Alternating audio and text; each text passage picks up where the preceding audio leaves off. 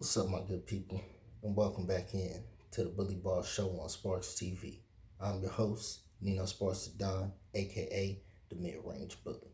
Now, quick little video for you today. Figured trade deadline 3 days away.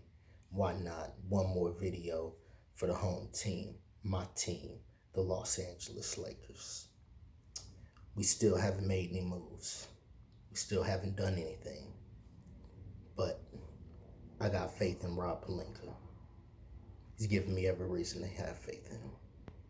But as always, before we get started, if it's your first time tapping in, or maybe you've tapped in before, go ahead, tap that like, tap that subscribe, tap that notification bell, stay tapped in. Let's get it. So, we're going to jump right into it. One trade, two teams. Let's simplify this shit. Let's get it done. The Los Angeles Lakers and the Brooklyn Nets. The Los Angeles Lakers agree to trade D'Angelo Russell, Gabe Vincent, Taurean Prince, Rui Hachimura, the 2029 pick, in exchange for Ben Simmons, Royce O'Neal, and Spencer Dinwiddie. Now, as always, why would this make sense for the Nets? Well, if you're the Nets, you're probably going to lose all three of these guys anyway. And to be honest, the Ben Simmons trade hasn't really worked out.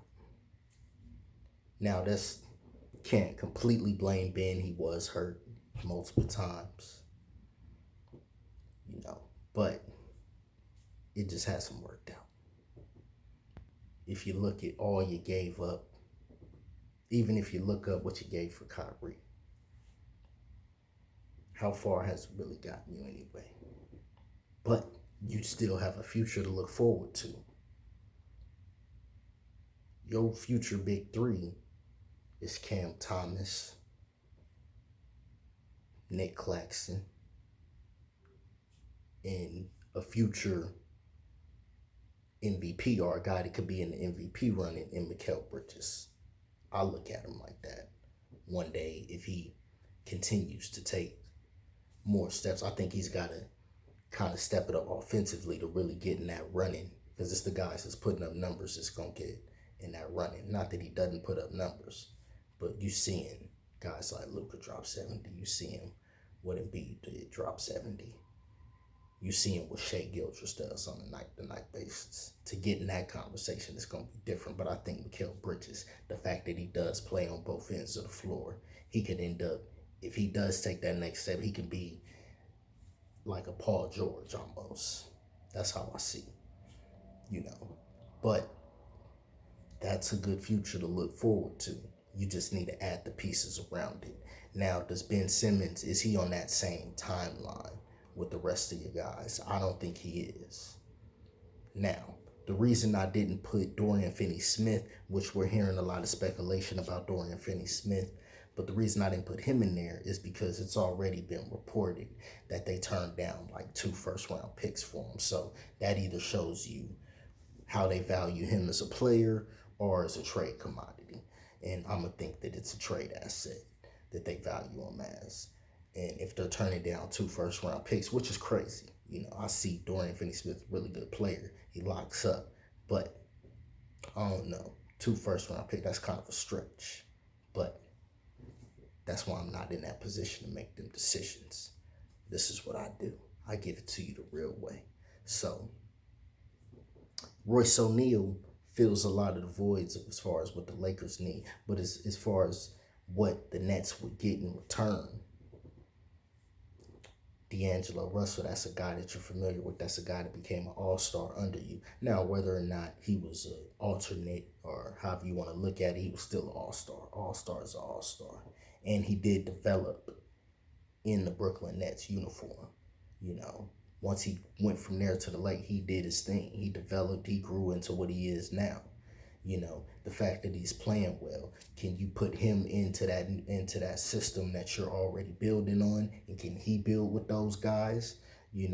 Because at this point, offensively, he'd be better for you than Ben Simmons, even though I think Ben Simmons is going to come back into his own, which is why I want him on the Lakers, But maybe it's time for a change of scenery for him, you know. And Gabe Vincent, that's a guy who should be coming back soon. I think the Lakers are holding him out, to keep him in trade asset, keep him as a trade asset, but I don't know that for sure. But if he pans out, that's a guy that you can have on your roster that you probably normally wouldn't get, you probably normally wouldn't get during the offseason. So that's a guy that could probably give you production down the road. Taurean Prince can help you now. Rui Hachimura can help you now and be a guy down the road as far as your team, as far as the timeline that these young dudes are on. And if you're the Lakers, Ben Simmons currently averaging 6 points, but I think that's going to go up. He just came back. Give him some time. But he'll give you 10 and 10. And he averages 7 assists. You put him on the Lakers, that's easily 10, 10, and 10.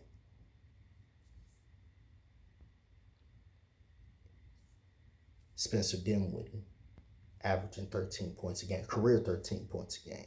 You put him next to LeBron, that's easily 15. Maybe even more, maybe 16. Now, he only shoots 33% from three, but it's the shots that he takes. You've seen him hit game winners. And his shot is respectable. But he's more of a mid-range guy.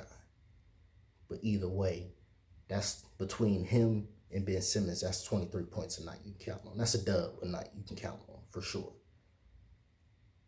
And whatever Royce O'Neal gives you, hey, that's the icing on the cake.